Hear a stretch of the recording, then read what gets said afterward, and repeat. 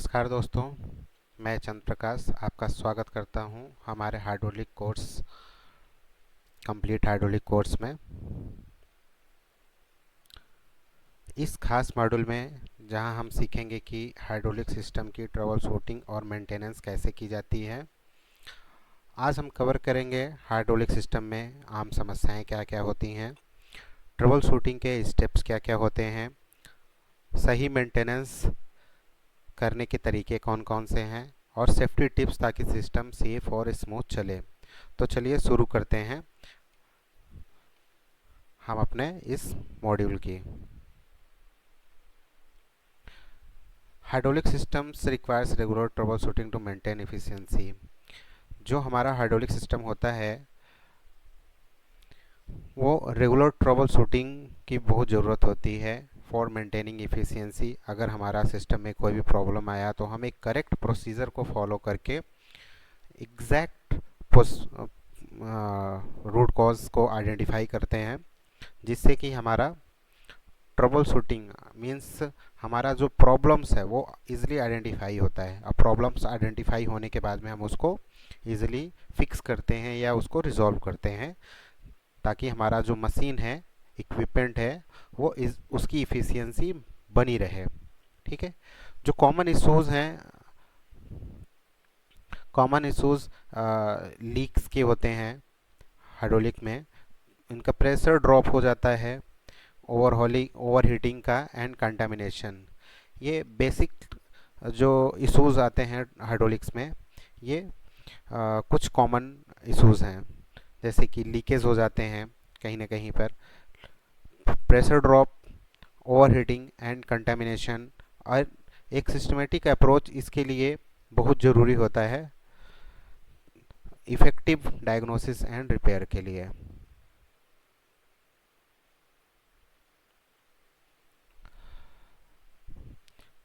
Common hydraulic system का जो issues आते हैं वो फ्लूइड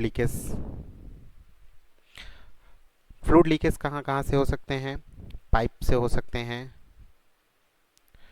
होज या फिर सील से। ओके। जो ऑयल लीकेज होता है इन सब जगह से हो सकता है। सील डैमेज होने से भी हो सकता है, होज पंचर होने से हो सकता है, या पाइप क्रैक हो जाए, जो हमारा मेटालिक पाइप है वहाँ से भी लीकेज हो सकता है, या क्रैक होने से भी हो सकता है। ओके। सेकंड हमारा है लो और फ्लैक्चुएटिंग प्रेशर। जो कॉमन इश्यूज आते हैं, लो एंड फ्लैक्चुएटिंग प्रेशर, ये जो हमारा प्रॉब्लम है ये बहुत सारा देखा जाता है। ये कब होता है? जब हमारा सही फ्लो ना मिले। सही फ्लो ना मिले तो क्या होगा? प्रेशर फ्लक्चुएट करेगा, लो हो जाएगा। ओके। इससे क्या होगा? हमारा मशीन का परफॉर्मेंस डाउन हो जाएगा और प्रॉपर वर्क नहीं करेगा। और ये क्यों हो सकता है? पंप या फिर फिल्टर ब्लॉक हो जाए, पंप में कुछ प्रॉब्लम आ जाए, या फिल्टर में ब्लॉक हो जाए, या फिर कहीं जो लाइन है वो चोक हो जाए, वाल्व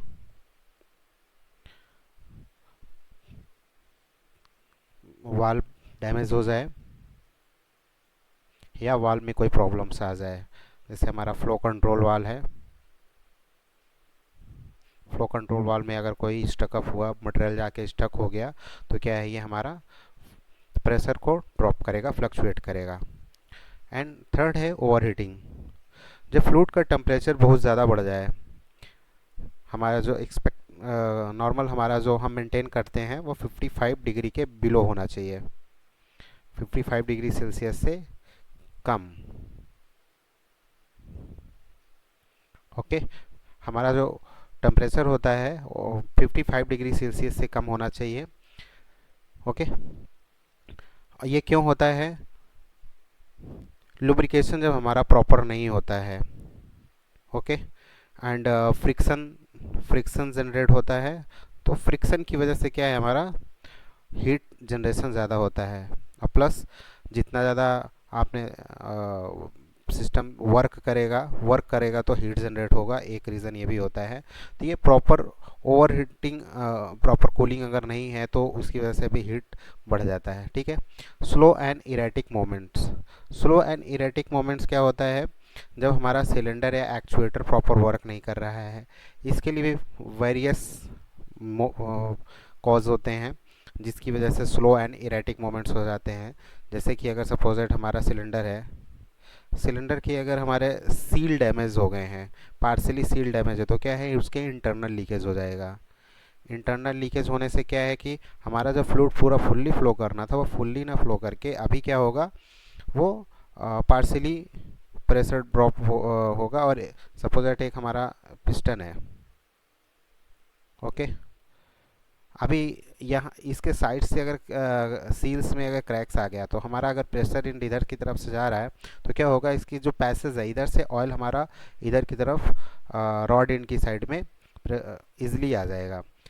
तो पार्सली ऑयल हमारा जो इधर से इधर की तरफ फ्लो हो जाएगा पिस्टन इनटू रॉड एंड, तो क्या करेगा ये, हमारा जो पिस्टन का या हमारा एक्चुएटर है, एक्चुएटर का क्या करेगा, स्पीड को स्लो कर देगा। ठीक है। इससे हमारी इफ़िशियंसी डाउन हो जाएगी। Unusual noise. अनयूजुअल नॉइस क्यों आती है? कैविटेशन हो जाए या फिर एरेशन आ जाए, मतलब हमारा जो सिस्टम है, सिस्टम में कहीं भी अगर कैविटी फॉर्म हो जाए, एयर बबल्स बन जाए, तो उससे क्या होगा, वाइब्रेशन आ जाएगा। ठीक है। और पंप या वॉल्व में क्या हो जाए, कैविटेशन हो जाए, तो उसकी वजह से अनयूजुअल नॉइस आ जाएगी। ठीक है। जब भी कोई दिक्कत आए तब तुरंत प्रॉब्लम की जड़ तक पहुँचे इस केस में, और इससे छोटी बड़ी दिक्कत बड़ी नुकसान कर सकते हैं। ऐसे छोटी छोटी जो प्रॉब्लम्स होती हैं ये बड़े प्रॉब्लम क्रिएट करते हैं। ठीक है। अब आगे बढ़ते हैं।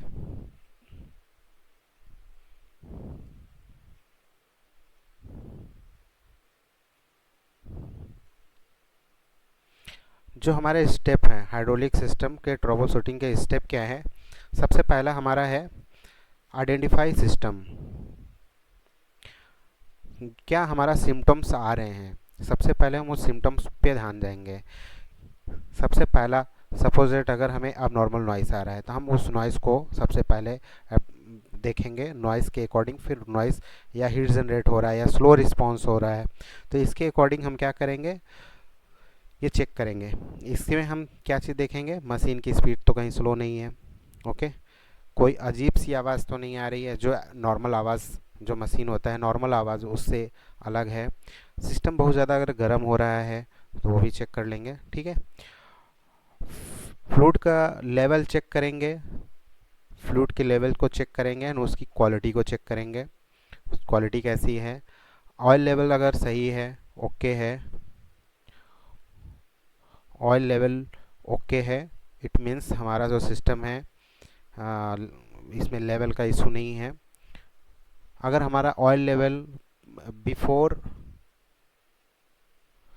सपोज दैट हम मॉर्निंग में एक बार चेक किए, बिफोर एंड आफ्टर दोनों टाइम पे हमारा एक्स एंड एक्स ही है, तो इसका मतलब हमारा बहुत सारे इसी से हम फाइंडिंग पर पहुंच जाते हैं कि हमारा जो ऑयल का लेवल है, अगर वो दोनों तरफ, दोनों पहले और एक बाद का दोनों का भी सेम है, तो इसका मतलब हमारा लेवल ओके है, इसका मतलब कहीं लीकेज नहीं है, ओके, हमारा सिस्टम ओके चल रहा है।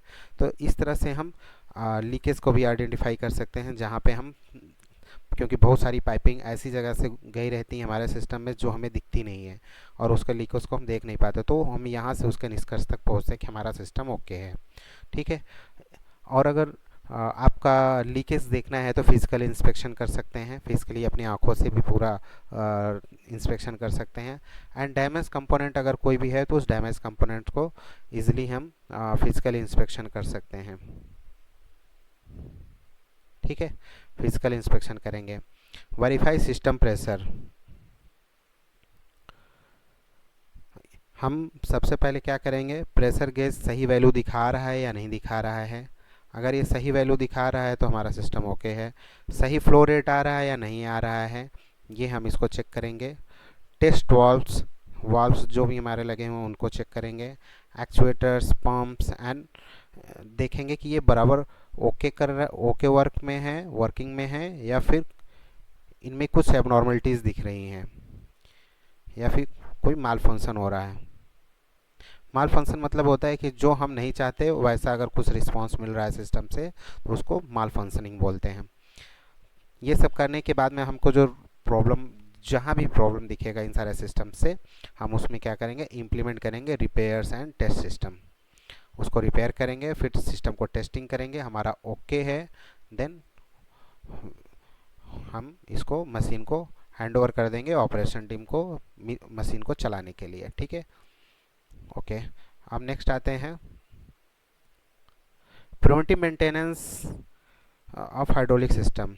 जो रेगुलर फ्लूइड्स होते हैं इनकी एनालिसिस करनी चाहिए। प्रिवेंटिव मेंटेनेंस हमें क्या करना चाहिए देख लेते हैं। रेगुलर हमें फ्लूइड को एनालिसिस करना चाहिए एंड प्रॉपर टाइम पे इसकी रिप्लेसमेंट कर देना चाहिए। ठीक है, as per scheduled, as per scheduled और as per condition.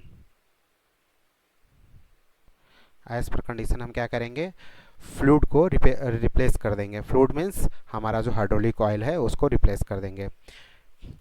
Time to time inspection करेंगे होस का, सील्स का एंड फिटिंग्स का, कहीं ये वियर एंड टीयर तो नहीं हुए हैं, डैमेज तो नहीं हुए हैं, इसका हम क्या करेंगे, proper time to time inspection करेंगे। टेम्परेचर की मॉनिटरिंग करेंगे और प्रेशर लेवल हमारा एज पर रिक्वायरमेंट फुलफिल हो रहा है और नॉट। अगर हमारा फुलफिल हो रहा है तो ओके है, अदरवाइज कहीं ना कहीं हमारा सिस्टम में कुछ ना कुछ प्रॉब्लम है, उसको हम आइडेंटिफाई करके उसको रिजॉल्व करेंगे। Okay. Cleaning and replacing filters periodically. जो हमारा फिल्टर्स होते हैं वो फिल्टर का सपोज दैट हम एक प्रॉपर शेड्यूल बनाएंगे, प्रॉपर शेड्यूलिंग करके उसको हम चेंज कर लेंगे। ओके, एक सपोज दैट हमने अगर इसको शेड्यूल किया 1 मंथ पे हम इसको रिप्लेस अगर किए हैं तो हम इसको वीकली बेसिस पे इंस्पेक्शन करेंगे। ठीक है, अगर हम 6 मंथ में फ़िल्टर को चेंज करने के लिए कर रहे हैं तो हम इसको 15 डेज़ पे इसका फ़िल्टर का इंस्पेक्शन करेंगे, या एज़ पर परफॉर्मेंस भी हम कर सकते हैं। Okay. Proper storage of hydraulic fluid to avoid contamination. जो हमारा जो फ्रेश ऑयल है इसको हम प्रॉपर स्टोर करेंगे। ऐसा नहीं है कि हमारा जो ऑयल है ऐसे ओपन एरिया में नहीं रखना है, ताकि अगर हम ओपन एरिया में रख देंगे तो उसमें जो फॉरेन पार्टिकल्स हैं आके कंटेमिनेट हो जाएंगे, मिक्स हो जाएंगे, जिससे कि हमारा जब हम ऑयल को उसको वापस सिस्टम में टॉपअप के लिए डालेंगे तो क्या होगा, हमारा सिस्टम में प्रॉब्लम आएगा, या फिर उसमें ये कंटेमिनेटेड जो भी हमारा कंटेमिनेशन हुआ रहेगा वो हमारे सिस्टम को फेल करेगा। ओके। फ्लूइड, इसके मेंटेनेंस का जो फ्लूइड है मेंटेनेंस, उसका हम क्यों उसका मेंटेनेंस करते हैं, इंपॉर्टेंस ऑफ फ्लूइड मेंटेनेंस, वो इसलिए करते हैं ताकि हमारा जो हाइड्रोलिक फ्लूइड की क्वालिटी है वो अफेक्टेड ना हो और सिस्टम की इफ़िशियंसी बनी रहे। ठीक है। Contaminants can cause component failure. Fluid की मेंटेनेंस इसलिए भी ज़रूरत है क्योंकि जो कंटेमिनेशन होता है, सपोज दैट डस्ट है प्लस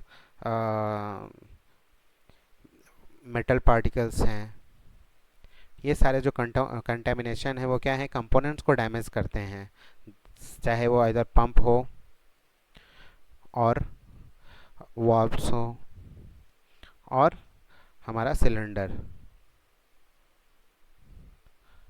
ओके, तो ये क्या करेंगे, हमारे कंटेमिनेशन, जो जितने भी कंटेमिनेशन है हमारे कंपोनेंट को डैमेज करते हैं, फेल करते हैं। इससे इसीलिए हमें फ्लूइड का मेंटेनेंस हाइड्रोलिक में बहुत ही इंपॉर्टेंट है। ओके।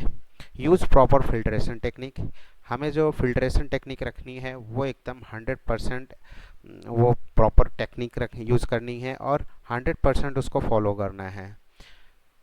विदाउट प्रॉपर फिल्ट्रेशन हमारा जो सिस्टम है वो डाउन हो सकता है या फेल हो सकता है। तो ये हमारा 100% होना चाहिए, फिल्ट्रेशन प्रॉपर होना चाहिए। Okay, time to time. और करेक्ट विस्कोसिटी, हमारा जो सिस्टम है इसका विस्कोसिटी लेवल एक करेक्ट होना चाहिए, जो हमारा एज पर रिक्वायरमेंट है करेक्ट लेवल पे हमारा होना चाहिए। ओके, एंड इसका जो विस्कोसिटी लेवल है एकदम हम एज पर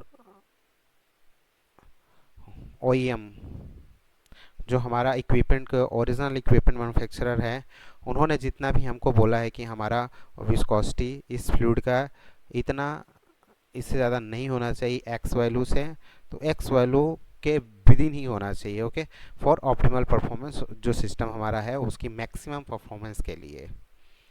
ओके,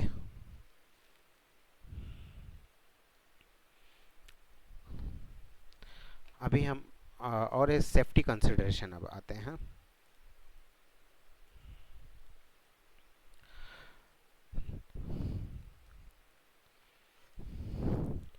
कभी भी जब भी हम मेंटेनेंस एक्टिविटी को परफॉर्म करते हैं तो सबसे पहले हमें क्या कंसीडर करना है सेफ्टी के लिए, सेफ प्रोसीजर करने के लिए क्या करना है, सबसे पहले हमें जो भी सिस्टम का हम मेंटेनेंस करने वाले हैं उसका प्रेशर रिलीज़ करेंगे।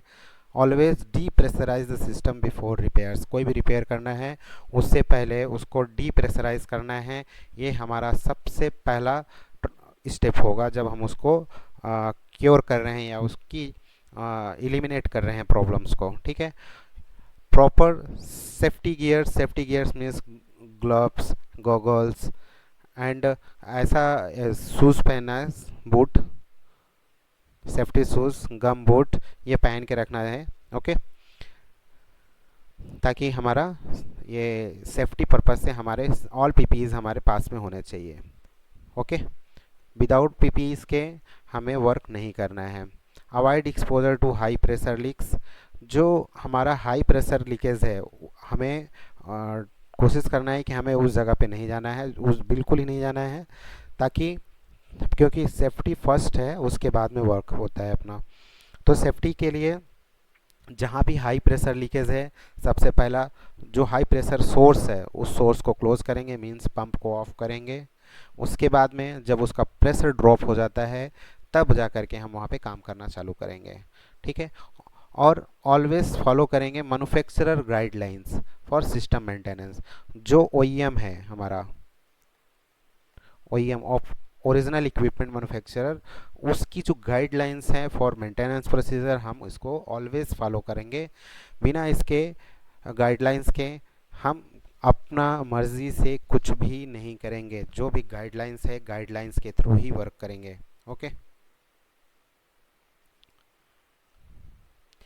अब हम बात करते हैं जो कॉमन ट्रबल शूटिंग, जो कॉमन हमारा जो प्रॉब्लम आता है एक फ्लो चार्ट के थ्रू, कि हम कैसे किसी भी सिस्टम को कैसे हम ट्रबल शूट करेंगे। सपोज एट कोई भी प्रॉब्लम आइडेंटिफाई हुआ, मशीन हमारी आइडेंटिफाई हुआ कि हमारी मशीन पे प्रॉब्लम आ रहा है, तो हम क्या करेंगे ट्रबल शूटिंग स्टार्ट करने के लिए सबसे पहले हमारा जो लेवल होगा वो क्या करेंगे, फ्लूइड की लेवल एंड उसकी क्वालिटी को इंस्पेक्शन करेंगे। अगर हमारा फ्लूइड लेवल ओके है, हमने पाया कि फ्लूइड लेवल हमारा ओके है, सपोज एट हमारा 500 हमारा लेवल होना चाहिए, तो 500 लेवल हमें अगर मिल रहा है 500 मिनिमम, तो हम इसको ओके करेंगे। ओके, इसके बाद फिर हम क्या करेंगे, लीकेज को इंस्पेक्शन करेंगे। अगर कोई लीकेज नहीं मिला, ठीक है, हम फिर उसके बाद क्या चेक करेंगे, प्रेशर चेक करेंगे। सिस्टम का प्रेशर अगर ड्रॉप हो रहा है, ओके, अगर हमें उसकी क्वालिटी में कोई फ्लूइड के लेवल के लिए अगर क्वालिटी में कोई भी इशू मिला, सपोज दैट हमने देखा कि उसका विस्कोसिटी बहुत बढ़ गया है या फिर उसमें डस्ट बहुत ज़्यादा मिले हुआ है, तुरंत हम क्या करेंगे, हमें एक रूट कॉज मिल गया, तो ये पहला पॉइंट, इस पर हम तुरंत क्या करेंगे, इसके फ्लूइड को रिप्लेस करेंगे।